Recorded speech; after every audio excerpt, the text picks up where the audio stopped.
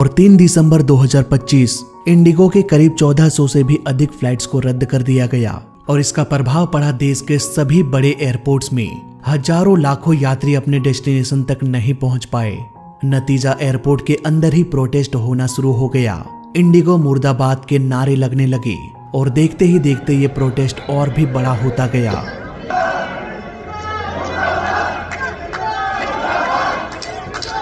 आइए सब कुछ समझने की कोशिश करते हैं आज के इस वीडियो में। और वीडियो में आगे बढ़ने से पहले मैं एक रिक्वेस्ट करना चाहूंगा। आप में से 80% लोग मेरे वीडियोस को देखते हैं लेकिन सब्सक्राइब नहीं करते, इसलिए जल्दी से सब्सक्राइब करो ताकि वीडियो बनाने में मुझे भी मजा आए। इस पूरे हादसे को हम 2 ग्रुप्स में बांट सकते हैं। पहला DGCA जो एविएशन में रूल्स बनाती है और दूसरा एयरलाइन कंपनीज जो उन रूल्स को फॉलो करते हैं।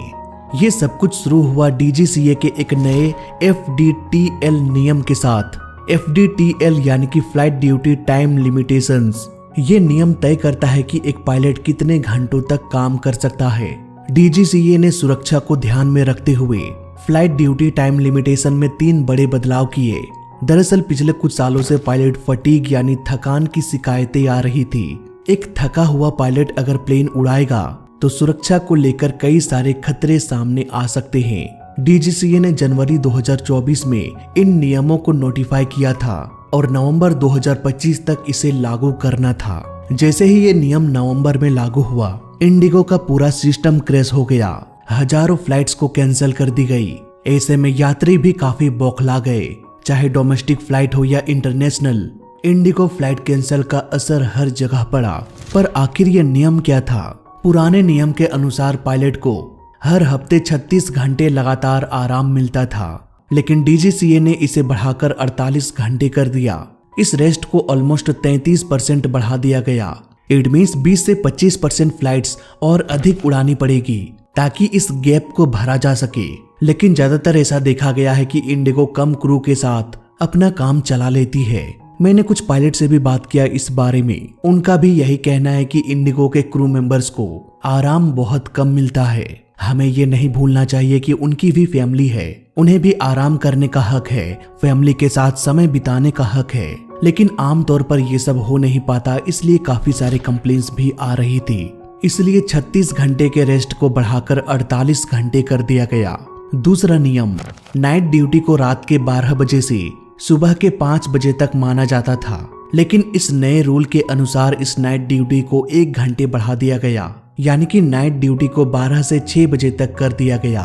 इस रूल का इम्पैक्ट उन फ्लाइट्स में ज्यादा पड़ी जो देर रात या सुबह जल्दी उड़ान भरती है। सपोज जिस प्लेन को सुबह के 4 बजे या 5 बजे उड़ान भरना था, हो सकता है उन प्लेन्स को 1 घंटे डिले कर दिया जाए, क्योंकि नए नियम के हिसाब से सुबह तो तभी माना जाएगा जब 6 बजेगा। अगले नियम के अनुसार रात को सिर्फ 2 ही लैंडिंग की जा सकती है। पहले क्या होता था कि एक हफ्ते में पायलट मैक्सिमम 6 बार रात को उड़ान भर सकता था, लेकिन नए नियम के आ जाने से इसे 6 से घटाकर 2 कर दिया गया, यानी कि एक पायलट एक हफ्ते में सिर्फ 2 बार रात को प्लेन उड़ा सकता है। और रात की काउंटिंग शुरू होगी रात के 12 बजे से सुबह के 6 बजे तक। इस नियम ने एयरलाइन कंपनी को शॉक में डाल दिया। जैसा कि हम जानते हैं कि एविएशन के लिए कभी रात नहीं होती।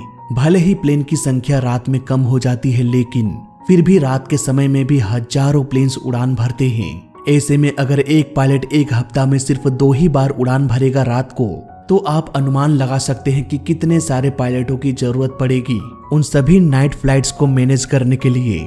अगर हम एयरलाइन कंपनी के नजर से देखें तो इन तीनों रूल्स को फॉलो करते हुए अगर सारे फ्लाइट्स को जारी रखा जाए, यानी कि कल जितने फ्लाइट्स उड़ान भरती थी आने वाले दिनों में भी उतने ही फ्लाइट्स उड़ान भरेगी, तो ऐसे में प्लेन्स की संख्या या नंबर ऑफ फ्लाइट्स तो बढ़ेगा नहीं, लेकिन क्रू मेंबर्स की रिक्वायरमेंट बहुत बढ़ जाएगी। यही वजह है कि इंडिगो ने इस रूल को फॉलो नहीं किया और जैसे ही यह नियम लागू हुआ, इंडिगो के सैकड़ों फ्लाइट्स को रद्द कर दिया गया, क्योंकि एक्स्ट्रा क्रू मेंबर्स उनके पास था ही नहीं। ये नियम सिर्फ इंडिगो के लिए नहीं है, बल्कि ये इंडिया के सभी एयरलाइन कंपनीज के लिए है। लेकिन इस नियम की वजह से इंडिगो ही सबसे अधिक अफेक्टेड हुई। इंडिगो का जो मेन बिजनेस मॉडल है वो high frequency low cost per चलता है, यानी कि कम से कम समय में अधिक से अधिक उड़ान भरना है।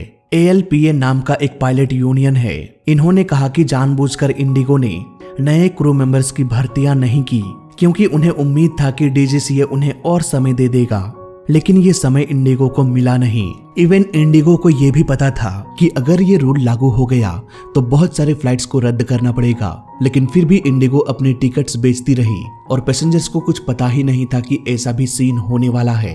यही वजह है कि देश के लगभग सभी बड़े एयरपोर्ट्स में यात्रियों और इंडिगो के बीच बवाल छिड़ गया।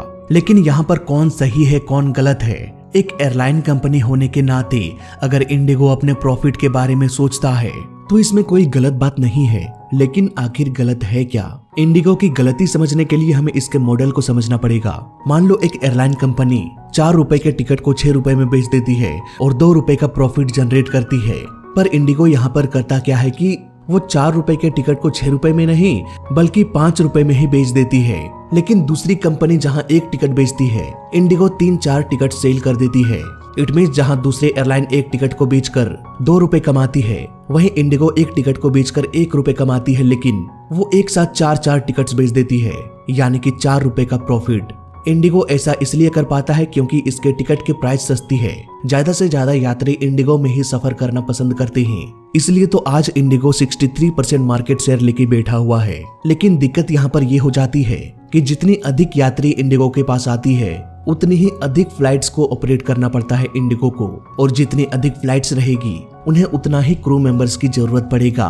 अब क्योंकि इंडिगो के पास ऑलरेडी क्रू मेंबर्स की शॉर्टेज थी, इसलिए पायलट्स और क्रू मेंबर्स पर वर्कलोड बढ़ गया, यानी कि इंडिगो की स्ट्रेटेजी की वजह से कहीं न कहीं पायलट्स पर प्रेशर पड़ने लगा। जब डीजीसीए नया रूल लेके आया तो एयरलाइन कंपनीज को करीब 1-1.5 साल पहले ही इन्फॉर्म कर दिया गया था। सभी एयरलाइन कंपनी ने इस रूल के हिसाब से पायलट्स की भर्तियां करना शुरू कर दिया, लेकिन इंडिगो ने ऐसा नहीं किया। ऐसा क्यों नहीं किया? इसकी 2 वजह हो सकती है। या तो इंडिगो के लिए 1.5 साल का समय काफी नहीं था, या फिर हो सकता है कि जानबूझकर इंडिगो डीजीसीए पर ही प्रेशर बनाना चाह रहे थे, क्योंकि इंडिगो को भी पता है कि हमारा एविएशन सेक्टर में कितना बड़ा योगदान है। अगर हमने हाथ खड़ा कर दिया कि भाई आज से हमारा प्लेन नहीं उड़ेगा, तो समझो पूरे इंडिया में इसका प्रभाव पड़ेगा और मजबूरन डीजीसीए को झुकना पड़ेगा। अब कुछ ऐसा ही होते हुए हमें दिखाई दे रहा है। देश के लगभग सभी बड़े एयरपोर्ट्स में हंगामा तो हो गया, हजारों फ्लाइट्स कैंसिल हो गई और मजबूरन डीजीसीए को भी झुकना पड़ा। इंडिगो को थोड़ा और समय दे दिया गया 10 फरवरी 2026 तक।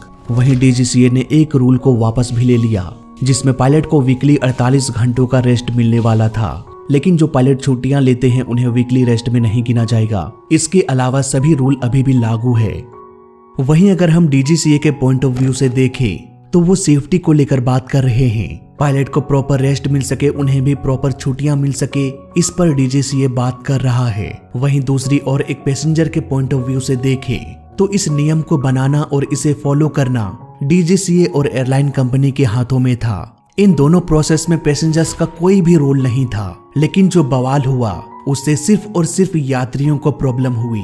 डीजीसीए ने तो 1 साल पहले ही नोटिस दे दिया था। क्या उस नोटिस के हिसाब से इंडिगो अपने क्रू मेंबर्स की संख्या बढ़ा रहा था या नहीं? डीजीसीए ने इसकी देखरेख नहीं किया।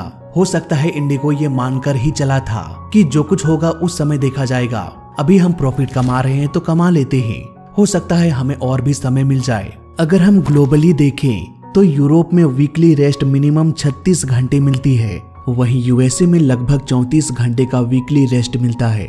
साफ शब्दों में कहें तो गलती मुझे दोनों की दिखाई दे रही है, लेकिन इंडिगो की थोड़ी अधिक गलती नजर आ रही है। डीजीसीए ने शायद कभी ध्यान ही नहीं दिया कि रूल्स बनने के बाद इंडिगो खुद को अपडेट कर रहा है या नहीं। वहीं इंडिगो को सब कुछ पता होने के बावजूद भी यात्रियों को कुछ भी नहीं बताया, कोई शादी अटेंड नहीं करवाया, किसी की छुट्टियां खराब हो गई तो कोई हार्ट का पेशेंट था। सबकी अपनी अपनी लाखों कहानियां हैं। इंडिगो अगर चाहता तो सब कुछ क्लियरली बता सकता था कि आज की सारी फ्लाइट्स रद्द हो चुकी है, लेकिन पैसेंजर्स को कहीं न कहीं धोखे में रखा गया। दोस्तों इतना ज्यादा मिसमैनेजमेंट, इतना ज्यादा प्रॉब्लम मैंने आज तक नहीं देखा है। मैं सुबह 10 बजे आया हूँ इस एयरपोर्ट के ऊपर और आप देख रहे हो पीछे क्या चल रहा है। लोग 3-3 बजे सुबह आके रुके हुए हैं and there are no flights. Clarity बिल्कुल नहीं है। बहुत लोग उधर गए, हमने पूछा कि भाई क्या हो रहा है इधर, नो वन नोज एनीथिंग। सुबह से इंडिगो की एक भी फ्लाइट नहीं उड़ी हुई है। मैं 10 बजे आया था, फिर बाद में दिखाया कि भाई 1 बजे होने वाली है, 2 बजे होने वाली है, 3 बजे, 5 बजे, अब 6 बजे उन्होंने कहा हुआ है। और मैं जाके पूछा कि भाई डिले है, जाने वाली है, फ्लाइट उठने वाली है, किसी को कुछ पता नहीं है। एक लड़की है उधर इंडिगो के काउंटर पे बस, और 100 लोग 200 लोग पूछ रहे हैं उसे, कुछ पता नहीं है। They are not announcing also anything. मतलब सोचिए दोस्तों, हमारा IBTR, I have spent nearly I don't know lakhs of rupees for this event, और मुझे दिल्ली पहुंचना है, पर I don't have option, backup नहीं मिल रहा है। आकाशा और बाकी सब एयरलाइंस कोई भी सीट नहीं अवेलेबल है। Crazy. So I hope Indigo का पूरा केस आपको समझ में आ गया होगा। इस वीडियो में अभी तक के लिए बस इतना ही।